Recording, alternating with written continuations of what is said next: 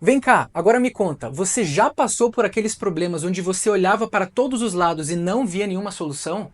Se sentiu engolido pelo mar de problemas e dificuldades, onde você não via nenhuma solução ou até mesmo um resgate?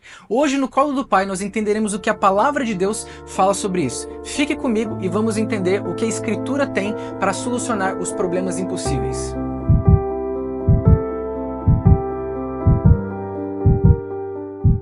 Eu sei que você, assim como eu, já passou por momentos em que se encontrava em cenários aparentemente impossíveis. Mas a boa notícia é, em Lucas no capítulo 1, no versículo 37, Jesus diz: "Pois para Deus nada é impossível." E não é à toa que de Gênesis até o Apocalipse, a palavra do Senhor é recheada de milagres, prodígios e maravilhas, onde Deus opera todas as impossibilidades na vida das pessoas, solucionando todos os problemas que elas estavam enfrentando. E isso tem que servir no nosso coração como um testemunho pessoal, pois se Deus trabalhou em tantos cenários diferentes, em tantas áreas da vida delas, com todas essas pessoas, Ele também pode e vai trabalhar na minha e na sua vida. Mas, para que venhamos receber da parte de Deus essas bênçãos no qual nós pedimos ou necessitamos, é muito importante que nós venhamos entender o que se encontra escrito no livro de Tiago, no capítulo 1, dos versículos 5 ao 8, onde Tiago diz: "Se algum de vocês tem falta de sabedoria ou fé, peça a Deus que liberadamente concederá a cada um. Peça, porém, com fé, sem duvidar, pois aquele que duvida é semelhante à onda do mar, agitada e levada pelo vento. Não pense tal pessoa que receberá coisa alguma do Senhor." E eu sempre gosto de falar uma frase que exemplifica todo o contexto dessas passagens que eu acabei de ler. Deus não responde oração, responde exclusivamente fé. Se respondesse oração, na prática todas as pessoas que oram seriam respondidas. Mas aqui, Tiago está nos dando uma admoestação dizendo: se você pedir, mas duvidar no seu coração, não pense que receberá de Deus coisa alguma. Então nós sabemos, o que também a palavra do Senhor nos revela, que sem fé é impossível agradarmos a Deus, porque precisamos primeiro acreditar que Ele é soberano para nos ajudar em todas as nossas dificuldades.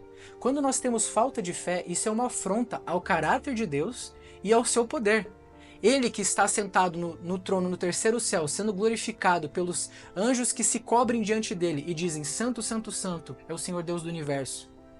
Ele está sendo exaltado continuamente e nós, como servos dele, simplesmente diminuímos a sua glória duvidando do seu poder. Isso é uma afronta ao caráter e ao poder do Senhor.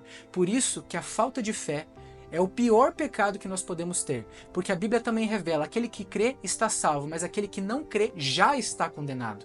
A nossa salvação ela vem pela fé, por meio da graça. É um dom que Deus nos dá, mas que nós temos a responsabilidade de continuar multiplicando esta brasa que nos foi dada a ponto de sempre se manter como uma chama viva em nossas vidas. E aqui eu separei 3 exemplos das Escrituras onde Jesus foi impactado por pessoas que tinham uma grande fé. O primeiro exemplo se encontra em Mateus no capítulo 15, nos versículos 21 a 28, onde Jesus se encontra com uma mulher cananeia, sírio-fenícia, e ela pede ajuda de Jesus para poder curar a sua filha que se encontrava enferma. Jesus disse que ele foi enviado a Israel para cuidar das ovelhas perdidas de Israel, e ela deu uma resposta um tanto quanto curiosa. Ela podia ter ficado entristecida com a resposta de Jesus, mas ela disse: "Mas Senhor, até mesmo os cachorrinhos se alimentam com as migalhas que caem ao chão." Jesus se impressionou com aquela mulher e disse: "Mulher, grande é a tua fé, seja feita conforme a sua fé." Perceba, não é seja feita conforme você me pediu, mas conforme a sua fé. Jesus ele sempre vai nos abençoar na proporção que a nossa fé é capaz de conseguir receber de Deus o sobrenatural. Na sequência nós temos um outro exemplo de gentil, e gentil, para aqueles que não sabem, eram todos aqueles que não possuem sangue judeu, de um centurião romano que se encontra em Mateus no capítulo 8, dos versículos 5 a 13, onde Jesus, se encontrando com aquele centurião, ele pede a Jesus que vá ajudar um servo que se encontrava enfermo. Jesus queria ir até a casa onde se encontrava esse servo, e ele disse: "Mas Senhor, não sou digno que entreis em minha morada, mas dizei uma só palavra e o meu servo será curado. Pois sou um homem também sujeito à autoridade. Eu digo a um servo meu, vai, e ele vai. Eu digo ele vem, e ele vem. Tudo quanto o Senhor desejar será cumprido." Jesus deu uma resposta muito curiosa para esse centurião romano, dizendo: "Homem, eu não encontrei em Israel inteira uma fé como a sua." Perceba, nem judeu ele era, mas por conta de uma fé inabalável no poder de Jesus, ele conseguiu receber mais de Deus do que muitas outras pessoas que viam com seus olhos os milagres de Jesus, mas mesmo assim não acreditavam, como o exemplo dos fariseus. Na sequência, nós temos em Lucas, no capítulo 8, nos versículos 43 ao 46, a mulher com fluxo de sangue. Ela, ouvindo os rumores de que Jesus curava todos os tipos de enfermidade, ela tinha esse fluxo de sangue por 12 anos, uma hemorragia que ela possuía. Tentou todos os tipos de tratamento, ela não conseguia resolver este problema.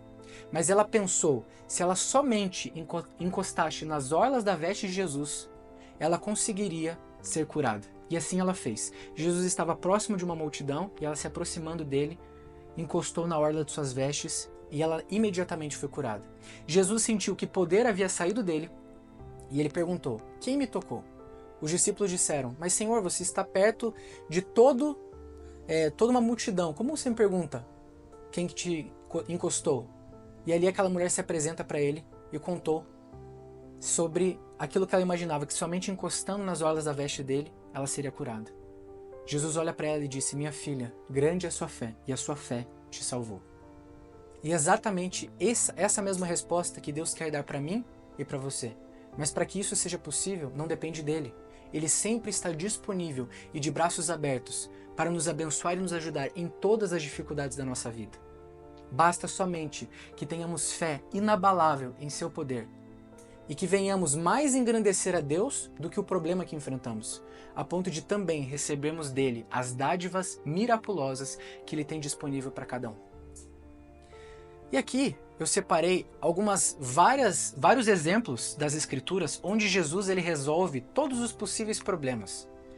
Aqui no tópico de doenças físicas eu separei: Jesus já curou lepra, hemorragia, cegueira, paralisia, curou febre, surdez e mudez, mão ressequida, fez pessoas que não tinham membros terem ali automaticamente seus membros. Então todas as coisas físicas mais improváveis possíveis, porque nenhuma medicina daquela época era capaz de conseguir resolver, Jesus foi lá e resolvia. Então, se você está passando por algum problema que seja físico, saiba que Jesus é especialista em resolver não só o seu problema, mas todos os demais problemas da sua vida. Na sequência, nós temos aqui problemas espirituais e demoníacos. Então, é muito comum muitas pessoas sofrerem vários tipos de influências, incômodos e até mesmo possessões demoníacas. A Bíblia retrata isso, assim como continua acontecendo nos dias de hoje. Jesus, então, repreendeu o espírito do gadareno em Mateus, no capítulo 8, dos versículos 28 a 34. Aquele homem era possuído de tamanha força a ponto de nenhum homem conseguir contê-lo. Apenas Jesus se achegando a ele, aqueles demônios começaram a se estremecer, implorar por Jesus por misericórdia e pediram para que Jesus o mandasse até uma manada de porcos que posteriormente se jogou ao mar. Também repreendeu o espírito que tornava uma pessoa muda, em Mateus no capítulo 9, dos versículos 32 a 34, e o menino que se encontrava endemoniado, tendo vários tipos de epilepsia, e ali Jesus, em Mateus no capítulo 17, nos versículos 14 a 21, também resolveu. Jesus também resolve pessoas que possuem problemas emocionais. E um exemplo das Escrituras é uma mulher que se encontrava curva, completamente corcunda, por conta, segundo aqui a palavra de Deus, vários problemas físicos e emocionais que ela sofria. Isso se encontra em Lucas no capítulo 13, dos versículos 10 a 17. Nem mesmo a morte é capaz de enfrentar o poder de Jesus. Jesus ressuscitou a filha de Jairo em Mateus no capítulo 9 e também Lázaro em João no capítulo 11, sendo que ele mesmo ressuscitou no terceiro dia, como nós sabemos. Até mesmo problemas financeiros e materiais Jesus pode resolver. Em João no capítulo 21, Jesus instrui a Pedro e os outros que o acompanhavam a lançar a rede para outro lado. Eles já incrédulos porque tentaram durante a noite inteira pescar e não conseguiram pegar um único peixe, foram lá e decidiram fazer como Jesus instruía. E ali aconteceu uma pesca miraculosa, milagrosa. Jesus foi lá e conseguiu, por meio do seu poder, inundar aquele barco de tantos peixes que se achegaram, mesmo eles tendo uma pesca completamente frustrada durante toda aquela noite. Sem contar também do exemplo que vocês com certeza sabem, que é quando Jesus multiplicou pães e peixes. Não importa qual seja o problema, o dano financeiro, o dano material, o dano de saúde, seja um problema de relacionamento, qualquer que seja a área que você esteja enfrentando o problema hoje, Deus é muito mais do que poderoso para te ajudar a resolver qualquer problema que você enfrente, desde que você tenha fé, para acessar o seu poder e viver a abundância daquilo que Ele te prometeu. Mas agora você vai me perguntar, como nós conseguimos fazer isso? E aqui, a palavra de Deus ela nos dá algumas instruções sobre a fé e como conseguimos utilizar de seu benefício. Se vocês tiverem fé do tamanho de um grão de mostarda, poderão dizer a um monte, mova-se daqui e vá para lá, e ele se moverá. Nada será impossível a você. Isso se encontra em Mateus no capítulo 17, no versículo 20. Na sequência, nós temos Hebreus 11:1. Se vocês tiverem fé, Ora, a fé é a certeza daquilo que esperamos e a prova das coisas que não vemos. Então a fé é uma certeza absoluta ainda que você não veja nenhum cenário favorável. É uma plena convicção de que Deus vai fazer ainda que você não entenda o como. Mas para aumentarmos a nossa fé, a palavra de Deus nos diz que devemos consumi-la constantemente. Em Romanos, no capítulo 10, no versículo 17, a Bíblia diz: consequentemente, a fé vem pelo ouvir da mensagem que é ouvida pela palavra de Cristo. Na sequência, nós precisamos também viver uma vida de oração, como exemplo de Jesus. Mesmo que Cristo amasse estar com seus discípulos em oração, tinha momentos em que ele se retirava de perto dos seus discípulos para praticar a oração. Esta prática tem que fazer parte da minha e da sua vida constantemente, porque quanto mais intimidade com Deus, maior a nossa fé, a ponto de que nada seja impossível conforme a nossa fé inabalável. Outra coisa muito importante que às vezes é muito negligenciada pelas pessoas é a comunhão com outros irmãos. A Bíblia diz em Hebreus no capítulo 10, no versículo 25, não deixemos-nos de nos reunir como igreja, segundo o costume de alguns, mas procuremos encorajar-nos uns aos outros. Também a obediência da palavra. João no capítulo 14, no versículo 21, Jesus diz, quem tem os meus mandamentos e lhes obedece, este é o que me ama. Tiago no capítulo 2, no versículo 17 diz, assim também a fé, se não for acompanhada de obras, ela é morta. Então a fé ela tem que ser validada por uma vida que acompanhe e testifique esta fé. E aqui nós temos também enriquecer a nossa fé com testemunhos pessoais. Em Apocalipse, no capítulo 12, no versículo 11, diz assim, eles o venceram pelo sangue do Cordeiro, pela palavra do seu testemunho, e não amaram as suas vidas, mas se entregaram à morte. Aqui é um exemplo do que acontece no fim dos tempos, das pessoas que venceram a grande tribulação e tiveram um testemunho de fé, a ponto de até mesmo entregarem as suas vidas em prol do Evangelho de Cristo Jesus. E por fim, nós devemos, acima de tudo, confiar em Deus em meio às dificuldades. Romanos no capítulo 5, no versículo 3 e 4 diz, e não somente isto, mas nós também nos gloriamos nas tribulações, sabendo que a tribulação produz paciência, e a paciência a experiência, e a experiência a esperança. E se você entende, assim como eu, que a fé é algo que pode ser aumentado na sua vida, eu te convido a orar aqui comigo neste momento. Por favor, feche seus olhos e entre em espírito de oração comigo. Senhor nosso Deus, nós agradecemos porque a sua palavra tem aumentado a nossa fé, nos dando não somente exemplos, mas ensinos do seu poder sobrenatural. E da mesma forma como a sua sagrada escritura testifica milagres, prodígios e maravilhas, assim nós também tomamos posse de soluções sobrenaturais dos problemas mais impossíveis que enfrentamos e também bênçãos sem medidas sobre nós, porque o Senhor tem prazer em nos abençoar. Continue sempre nos ajudando a viver uma vida devota, sincera para contigo e condizente com a tua sagrada escritura, no santo nome de Jesus. Amém. E se você entende que esta mensagem ela é importante e se lembrou de algum testemunho de fé a ponto de que Deus tenha feito o sobrenatural na sua vida, seu testemunho é muito mais do que bem-vindo aqui nos comentários deste vídeo.